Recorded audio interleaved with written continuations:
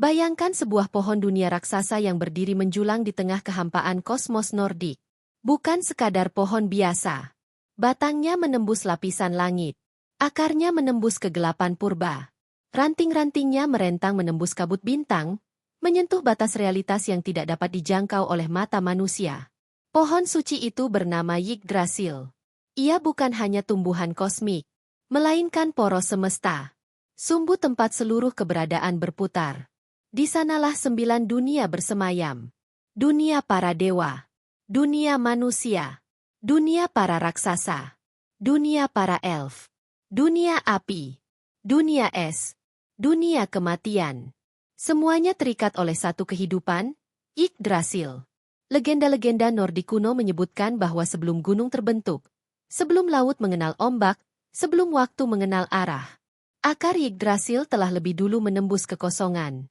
Dari sanalah segala ciptaan bermula. Dari akar itulah takdir mulai dipintal. Dari batangnya hukum kosmos ditegakkan. Dan dari pucuknya para dewa mengawasi jalannya dunia. Semesta Nordik terbentang bukan seperti peta biasa. Ia tumbuh. Ia menjalar.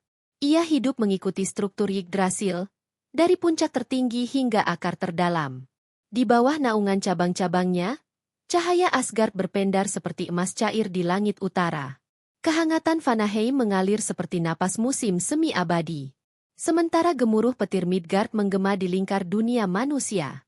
Jauh di kejauhan, kabut dingin Niflheim berputar tanpa henti, seperti nafas kematian yang tidak pernah tidur. Legenda Nordik berbisik tentang dunia-dunia ini dengan nada setengah doa, setengah peringatan. Tentang rahasia yang tersembunyi di balik kabut Jotunheim. Tentang barisan api abadi yang tidak pernah padam di Muspelheim. Tentang negeri cahaya para elf. Tentang kerajaan gelap tempat jiwa berlabuh setelah hidup berakhir. Setiap dunia memiliki hukumnya sendiri. Waktunya sendiri. Takdirnya sendiri. Namun semuanya bergantung pada satu batang pohon kosmik yang sama. Imajinasi manusia pun membumbung. Menembus batas kenyataan. Menyusuri akar hingga langit. Menyusuri langit hingga kegelapan terdalam.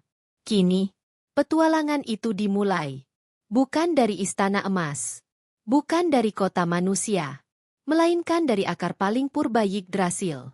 Dari sanalah perjalanan melintasi 9 alam akan dimulai. Langkah demi langkah, kita menjejak jalur takdir yang telah dilewati para dewa. Dari akar yang diselimuti kabut waktu, kita akan menapaki jalan menuju dunia para Aesir. Melintasi jembatan cahaya yang hanya muncul bagi mereka yang ditakdirkan. Jembatan pelangi suci, Bifrost. Gerbang bercahaya yang menghubungkan batang pohon kosmik dengan bentangan langit para dewa. Bersiaplah, karena setiap langkah yang kita ambil bukan sekadar perjalanan ruang, melainkan perjalanan ke jantung mitologi Nordik itu sendiri. Yggdrasil bukan hanya penyangga dunia. Ia adalah makhluk hidup kosmik. Akar-akarnya menembus 3 penjuru realitas. Salah satunya menjulur menuju Hvergelmir, mata air purba yang memuntahkan sungai-sungai beku.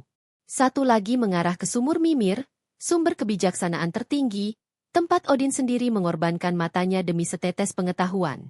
Dan satu akar lainnya menjulur ke wilayah para Norn, penjaga takdir. Di antara akar dan batangnya hidup makhluk-makhluk yang tidak kalah legendaris.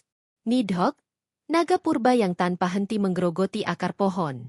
Ratatos, tupai kosmik yang berlari dari dahan ke dahan membawa pesan penuh dendam antara naga dan elang.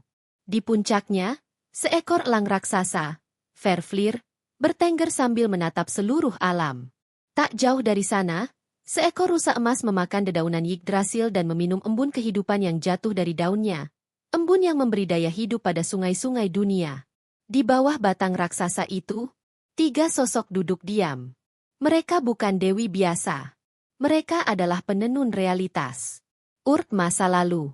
Verdandi masa kini. Skuld masa depan. Para Norn. Mereka menenun benang takdir di tepi mata air suci. Benang para raja. Benang para budak. Benang para dewa. Benang para monster.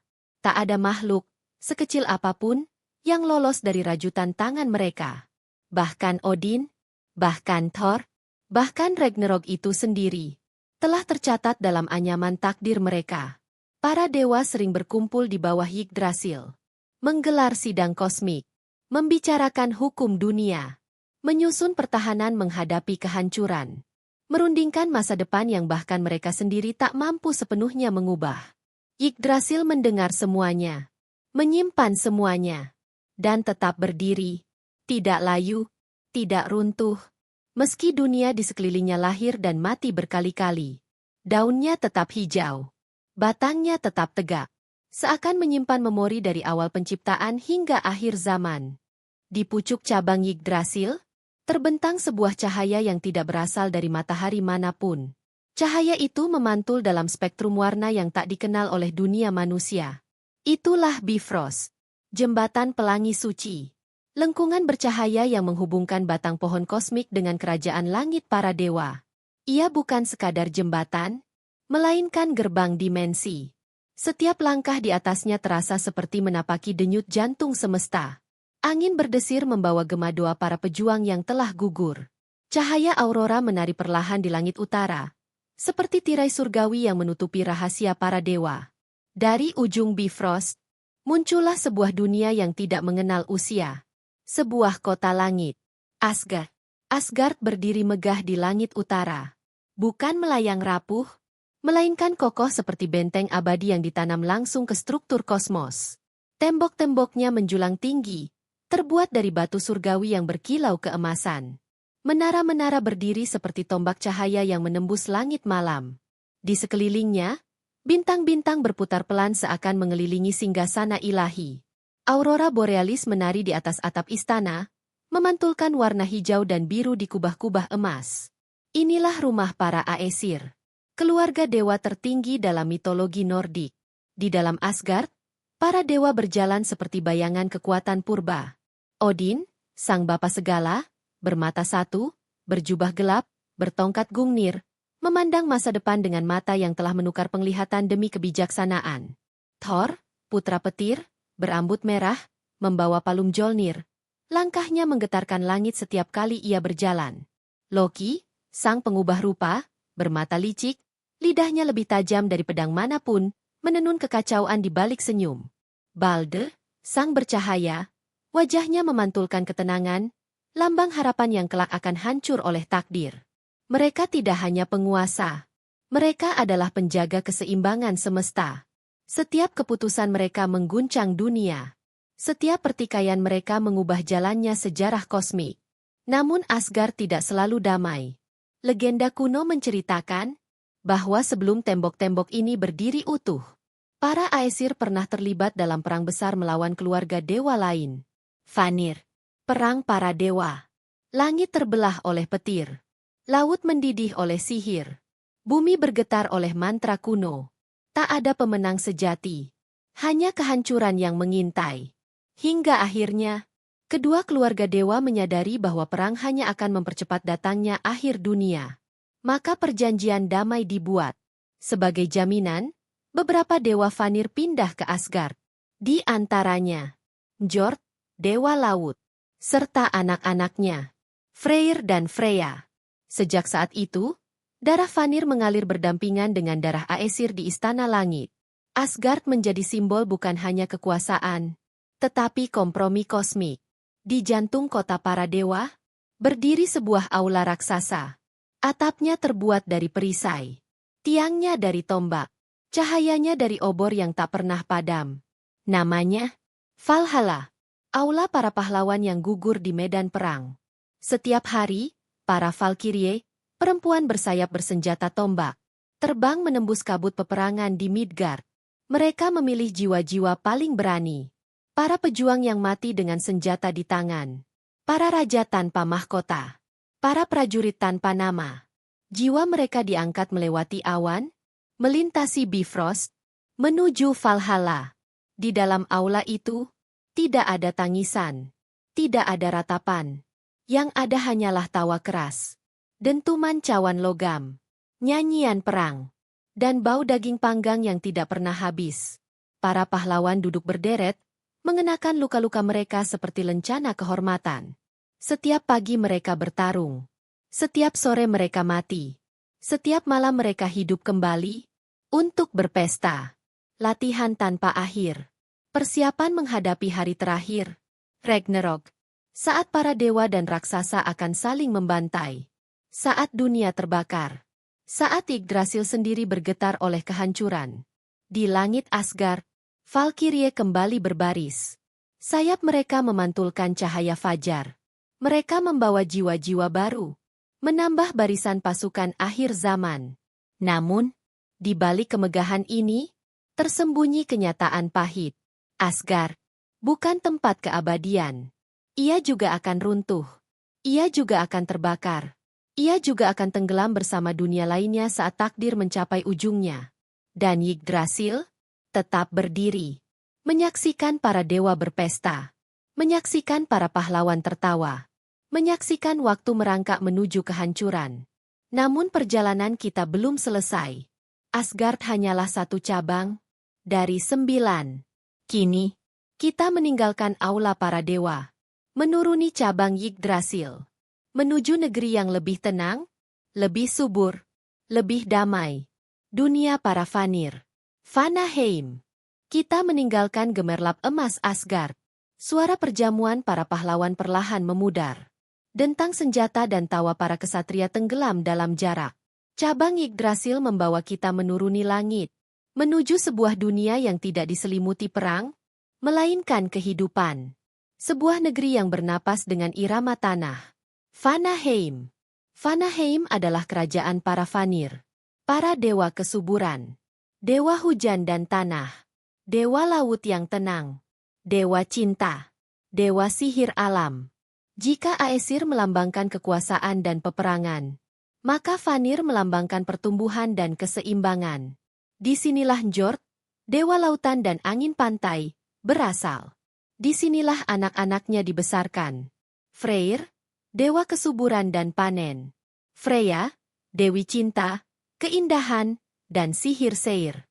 Setelah perang besar antara Aesir dan Vanir berakhir, Njord, Freyr, dan Freya berpindah ke Asgard sebagai jaminan perdamaian. Namun tanah kelahiran mereka tetap di sini, di Vanaheim. Negeri ini tidak memiliki tembok raksasa. Tidak ada menara perang. Tidak ada benteng baja. Yang ada hanyalah hamparan ladang hijau yang bergelombang seperti lautan rumput. Hutan-hutan lebat yang berbisik oleh angin. Sungai jernih yang memantulkan cahaya langit seperti kaca cair. Pantai berpasir putih yang berkilau di bawah matahari senja. Langit Vanaheim selalu tampak lebih lembut. Cahayanya tidak menusuk. Anginnya tidak menggigit. Udara terasa hangat, seperti pelukan panjang alam itu sendiri. Di siang hari, petani berjalan di ladang emas. Benih ditanam dengan doa. Air dialirkan dengan mantra sederhana. Setiap tetes hujan dianggap berkah. Setiap panen disambut dengan nyanyian syukur. Di malam hari, obor-obor kecil menyala di sepanjang jalan desa. Pendeta alam berdoa pada bintang. Para ibu mengajarkan anak-anak mereka nama tumbuhan yang bisa menyembuhkan. Para nelayan mempersembahkan hasil tangkapan kepada Njord sebelum kembali melaut. Di kuil-kuil terbuka, nama Freyr dipanggil agar tanah tetap subur. Nama Freya dibisikkan agar cinta tetap tumbuh. Aroma bunga abadi memenuhi udara. Kelopak-kelopak jatuh seperti salju wangi. Taman-taman surgawi bermekaran sepanjang tahun. Tidak mengenal musim kematian. Tidak mengenal tanah kering. Vanaheim seolah diciptakan sebagai penyeimbang dunia-dunia lain yang penuh kekerasan. Legenda mengatakan, jika Vanaheim musnah, maka kesuburan akan hilang dari seluruh 9 dunia. Tanah akan menjadi abu. Laut akan menjadi asin tanpa kehidupan. Dan manusia akan lupa bagaimana cara menanam harapan.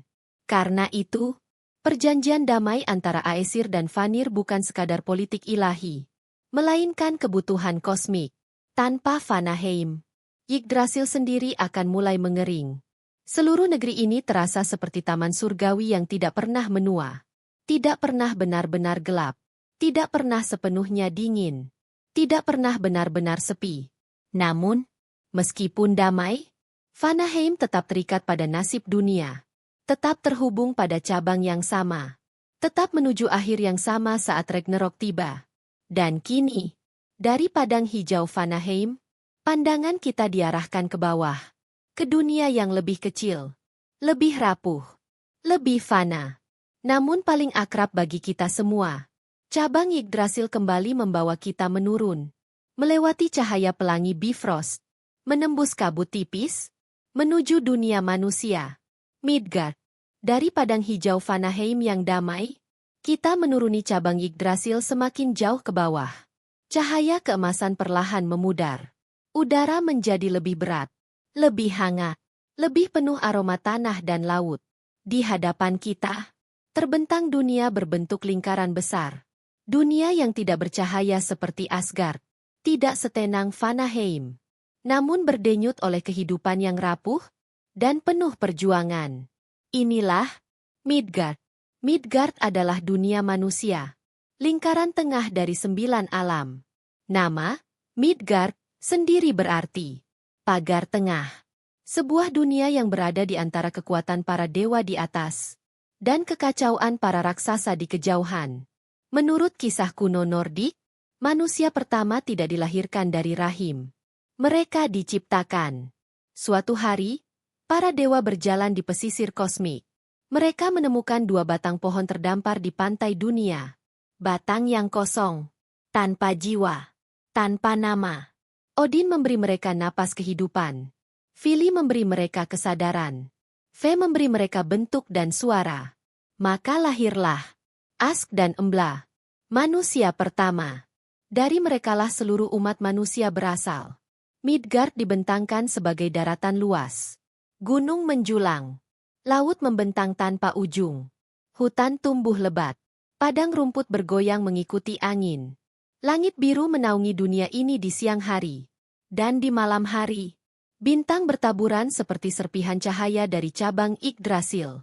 Namun dunia ini tidak dibiarkan tanpa perlindungan. Karena di luar Midgard, mengintai kekuatan yang tak mengenal belas kasihan. Para dewa mengetahui bahwa manusia terlalu lemah untuk menghadapi para raksasa. Maka mereka membangun sebuah pagar kosmik raksasa. Benteng melingkar yang tidak terlihat oleh mata manusia biasa. Benteng ini tidak terbuat dari batu, tidak dari baja, melainkan dari bulu mata raksasa purba Ymir. Ymir, makhluk pertama. Tubuhnya menjadi bahan dasar penciptaan dunia. Dari dagingnya tercipta tanah. Dari darahnya tercipta laut. Dari tulangnya tercipta gunung. Dan dari bulu matanya, para dewa membangun tembok pelindung Midgard. Sebuah cincin pertahanan raksasa yang memisahkan dunia manusia dari hutan dan lautan tempat para Jotnar berkeliaran. Di dalam pagar inilah, manusia menjalani hidup, bertani, menangkap ikan, membangun rumah dari kayu, menyalakan api di malam hari, mengubur orang mati, merayakan kelahiran, menangis saat kehilangan, berdoa saat takut. Mereka menanam biji-bijian dengan tangan yang kasar. Mereka memandang langit dan menyebut nama Odin. Mereka memohon hujan pada Freyr. Mereka memohon perlindungan pada Thor saat petir mengguncang bumi. Di desa-desa kecil, dongeng diwariskan dari mulut ke mulut. Tentang dewa yang menyamar sebagai pengelana. Tentang raksasa yang mencuri matahari. Tentang roh yang berjalan di antara kabut malam. Pada malam festival, api unggun besar dinyalakan. Bayangan menari di dinding kayu. Anak-anak duduk melingkar mendengarkan kisah tentang dunia di atas awan. Dan dunia di bawah akar pohon kosmik. Midgard terasa hangat, akrab, rapuh. Namun penuh keberanian. Tetapi manusia tidak pernah benar-benar sendirian. Di atas mereka, Asgard mengawasi. Di kejauhan, bayangan gelap Jotunheim menjulang. Dan ketika matahari mulai tenggelam, kabut dingin mulai merayap dari timur. Udara berubah berat. Angin membawa bau es dan batu. Seakan dunia lain sedang membuka pintunya. Cabang Yggdrasil membawa kita melangkah lebih jauh, meninggalkan kehangatan dunia manusia, menuju negeri yang tidak mengenal hukum manusia. Negeri tempat kekuatan alam menulis aturannya sendiri. Dunia para raksasa. Jotunheim. Kabut dari timur semakin menebal. Udara menjadi dingin. Langit kehilangan warna birunya. Dan tanah di bawah kaki perlahan berubah menjadi batu yang kasar dan retak. Kita telah meninggalkan Midgard. Memasuki wilayah yang tidak dibangun untuk manusia. Wilayah yang bahkan para dewa pun datangi dengan waspada. Inilah Jotunheim, atau disebut juga Utgard, dunia para raksasa. Jotunheim terletak di tepi wilayah Asgard dan Midgard, seperti bayangan raksasa yang selalu mengintai dunia lain. Hutannya gelap dan rapat. Pepohonannya tampak hangus oleh embun es dan panas bergantian. Pegunungan menjulang seperti gigi raksasa yang membeku. Lembah-lembahnya dipenuhi kabut tebal yang tidak pernah benar-benar menghilang. Di sini, alam tidak tunduk pada keseimbangan. Alam berkuasa penuh. Raksasa es berjalan di antara badai salju. Kulit mereka seperti bongkahan gletser. Napas mereka membekukan udara. Sementara di wilayah lain, raksasa api melangkah di tanah yang berasap. Mata mereka menyala seperti bara. Langkah mereka membuat tanah retak. Kedua bangsa raksasa ini hidup berdampingan dalam ketegangan abadi. Dingin dan panas. Es dan api. Dua kutub kehancuran. Cuaca di Jotunheim berubah tanpa peringatan. Dalam satu tarikan napas, langit bisa membeku. Dalam tarikan berikutnya, badai petir menyambar puncak gunung. Angin berteriak seperti makhluk hidup. Salju jatuh seperti abu. Petir memahat bayangan raksasa di balik kabut. Setiap langkah di dunia ini adalah tantangan. Setiap detik adalah ujian keberanian. Tidak ada tempat berlindung yang benar-benar aman. Dari negeri inilah, lahir salah satu makhluk paling berbahaya di antara para dewa. Loki. Dewa penipu. Dewa pengubah rupa. Darah raksasa mengalir dalam nadinya. Meskipun akhirnya tinggal di Asgard, asal-usulnya tetap berasal dari tanah liar ini. Dari Jotunheim yang tidak mengenal aturan. Sebuah sungai purba mengalir di perbatasan dunia ini. Sungai yang disebut sebagai pemisah antara keteraturan dan kekacauan. Airnya hitam dan dingin, mengalir tanpa suara, menjadikan Jotunheim hampir tak tersentuh oleh dunia lain. Namun, bahkan di negeri yang memusuhi para dewa, Odin pernah melangkah. Sang bapa segala menempuh bahaya, demi setetes kebijaksanaan. Ia berjalan menuju sumur Mimir, sumur pengetahuan yang tersembunyi di wilayah para raksasa. Di sana, ia mengorbankan salah satu matanya. Menjatuhkannya ke dalam air purba, demi memperoleh penglihatan tentang masa depan, tentang Ragnarok, tentang kehancuran, tentang kelahiran kembali dunia. Thor pun pernah datang, bukan untuk belajar, melainkan untuk diuji. Ia menghadapi raja raksasa licik bernama Utgard Loki. Di sana, kekuatan Palung Mjolnir dipermalukan oleh ilusi. Keperkasaan Dewa Petir dipatahkan oleh sihir pikiran.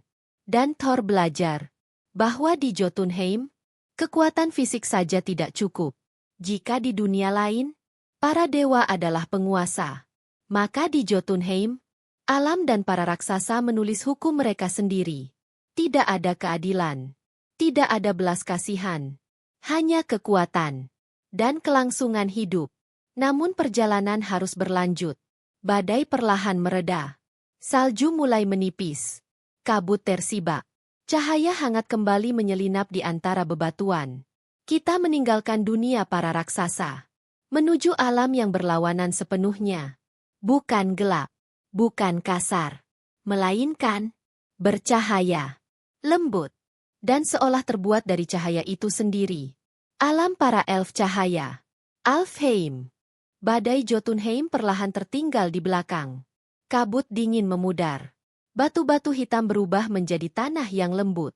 Udara terasa ringan, seolah tidak lagi menekan dada. Langit yang kelabu berganti dengan warna keemasan pucat. Kita telah memasuki wilayah yang hampir terasa seperti mimpi. Inilah Alfheim, alam para elf cahaya.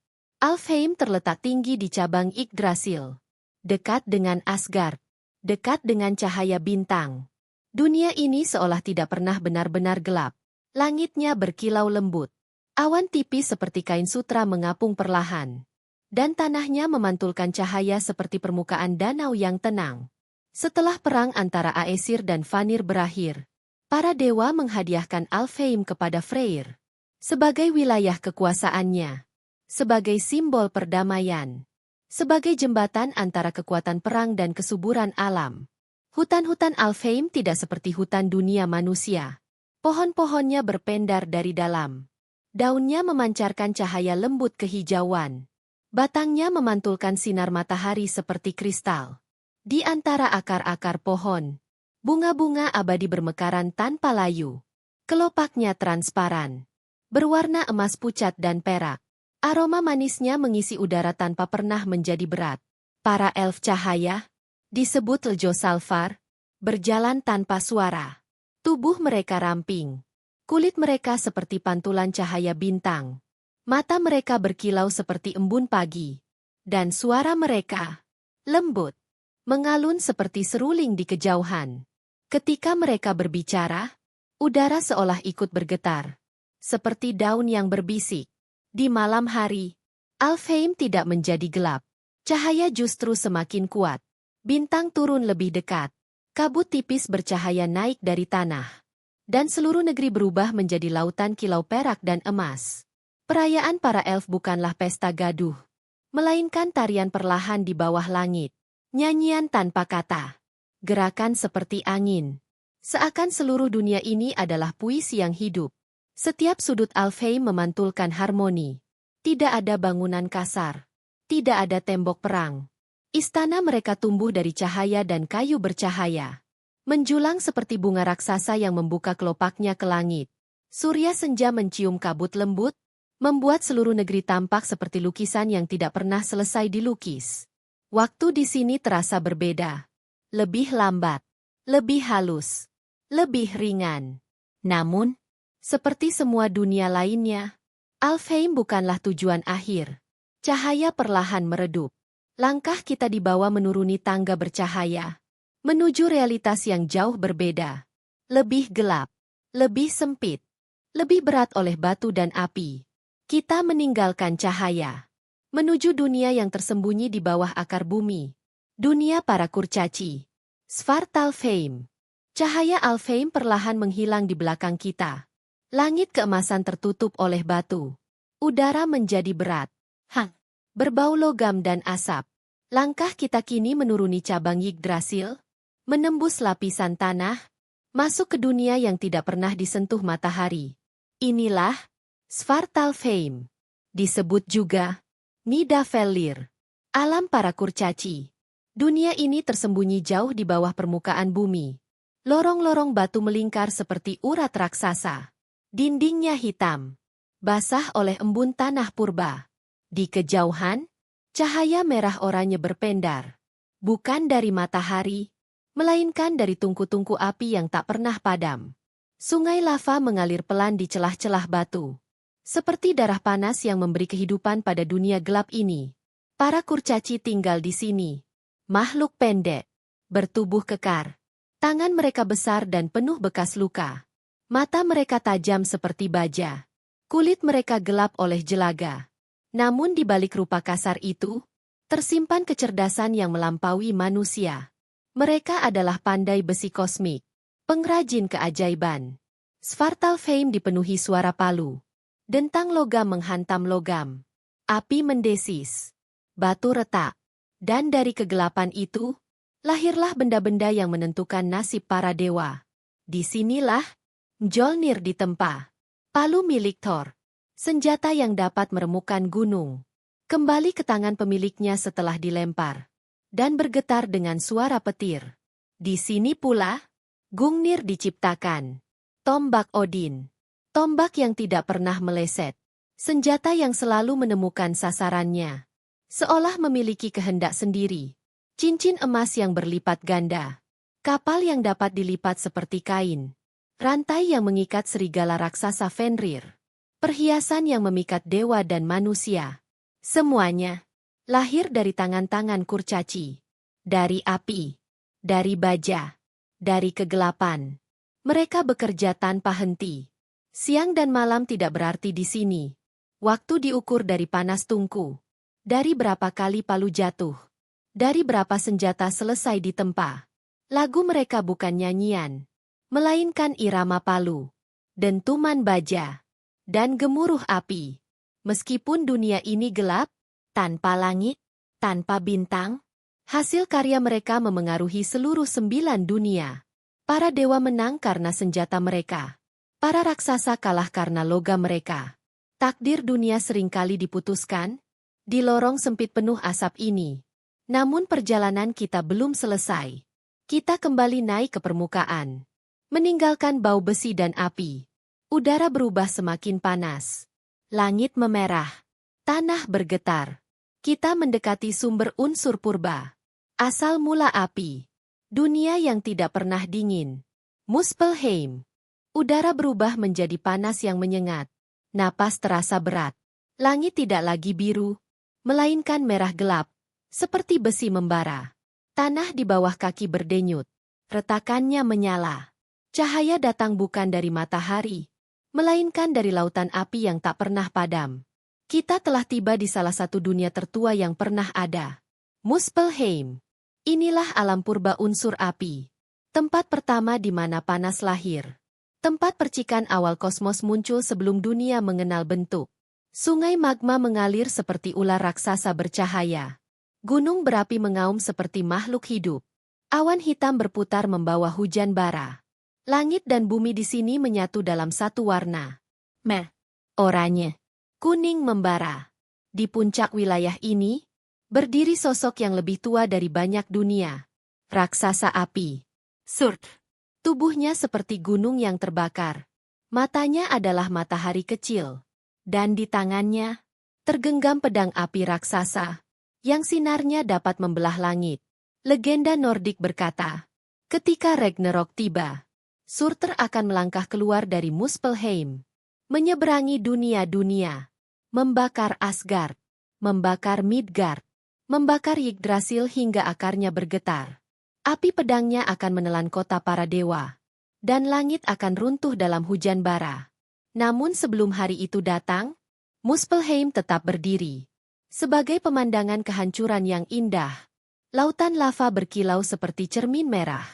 Gunung-gunung menyemburkan cahaya ke angkasa. Asap membentuk bayangan raksasa menari di udara panas. Angin membawa panas seperti cairan tak terlihat.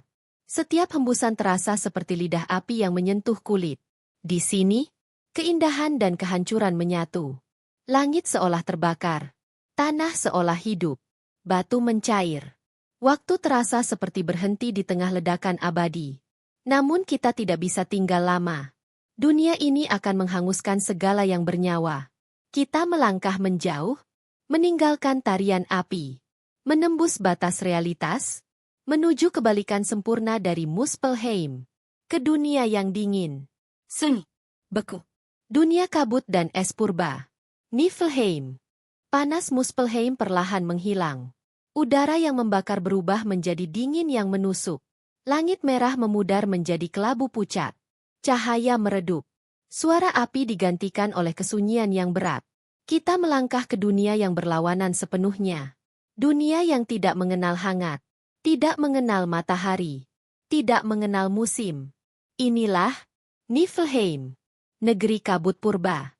Negeri es yang tak pernah mencair. Kabut tebal menggulung tanpa arah. Menelan jarak. Menelan suara. Menelan waktu. Pegunungan es menjulang seperti makam raksasa yang membeku. Lembah-lembah tertutup lapisan salju abadi. Dan di atas segalanya, langit kelabu menggantung tanpa bintang yang jelas. Seolah seluruh dunia tertidur di bawah selimut dingin yang tak berujung. Legenda Nordik berkata, bahwa pada permulaan zaman, sebelum Asgard berdiri, sebelum Midgard dibentuk, Niflheim sudah ada. Bersama Muspelheim. Dua kutub pertama kosmos. Dingin dan panas. Kabut es Niflheim bertemu dengan percikan api Muspelheim. Dan dari pertemuan itu, lahirlah makhluk pertama. Ymir. Raksasa purba. Nenek moyang para Jotnar. Dari tubuh Ymir kelak tercipta dunia. Namun asal mula semuanya, berdenyut dari kabut dingin Niflheim ini. Di jantung negeri es ini, mengalir mata air tertua. Hvergelmir. Sumber dari banyak sungai beku yang menjalar ke segala penjuru alam. Airnya hitam. Dingin. Bergerak perlahan seperti napas makhluk tidur. Dari mata air inilah, akar Yggdrasil menyerap kekuatan dingin kosmos. Niflheim bukan dunia kehidupan. Tidak ada ladang. Tidak ada kota. Tidak ada nyanyian. Hanya angin dingin yang menggesek es. Hanya kabut yang berjalan seperti roh tanpa wajah. Hanya sunyi, yang terasa lebih berat dari batu. Namun di kedalaman dunia ini, bersemayam satu kerajaan lagi.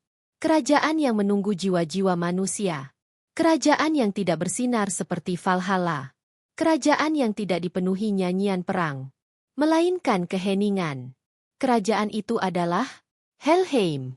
Dan penguasanya, Putri Loki. Hel. Disinilah batas antara dunia dan akhir perjalanan fana mulai tampak. Kabut Niflheim membawa kita turun lebih dalam, menuju dunia terakhir, di bawah akar Yggdrasil. Kabut Niflheim semakin tebal. Udara menjadi lebih dingin, lebih berat, lebih sunyi. Setiap langkah terasa seperti memasuki ruang tanpa gema, tanpa angin, tanpa waktu. Kita menuruni akar Yggdrasil yang paling dalam, menuju dunia terakhir dari 9 alam. Dunia yang tidak menyambut dengan cahaya, tidak menyambut dengan api, tidak menyambut dengan suara. Inilah Helheim. Helheim terletak jauh di bawah akar Yggdrasil, di dasar kosmos Nordik. Di titik di mana perjalanan makhluk fana berakhir. Inilah tempat bagi mereka yang tidak gugur di medan perang.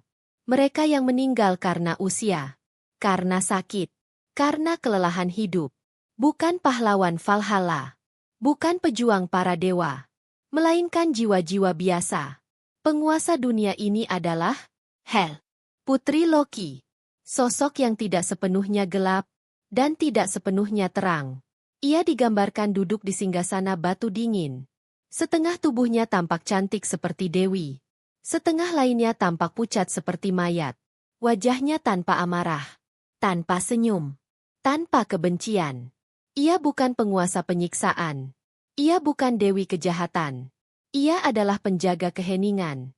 Pengatur peristirahatan terakhir. Waktu di Helheim berjalan lambat. Seolah dunia ini bernapas satu kali dalam 1000 tahun. Kabut menggantung rendah. Pohon-pohon kurus berdiri seperti tulang hitam di tanah beku. Tidak ada burung. Tidak ada angin. Hanya suara langkah jiwa-jiwa yang datang perlahan. Sebuah sungai gelap mengalir mengelilingi dunia ini. Namanya Gol. Airnya hitam seperti malam tanpa bintang. Di atasnya terbentang sebuah jembatan sempit. Jembatan menuju dunia akhir. Siapapun yang menyeberanginya, tidak akan kembali ke dunia atas. Tidak ke Midgard. Tidak ke Asgard. Tidak ke cahaya. Jiwa-jiwa berjalan tanpa tangis. Tanpa teriakan. Tanpa perlawanan. Mereka tidak disiksa. Tidak dibakar. Tidak diadili. Mereka hanya berdiam. Dalam ketenangan yang panjang. Dalam sunyi yang dalam. Dalam peristirahatan yang tidak terganggu. Helheim bukan neraka penuh api. Bukan pula surga penuh cahaya. Ia adalah penutup. Titik akhir. Tempat segala cerita pribadi berakhir. Sebelum kosmos sendiri suatu hari runtuh.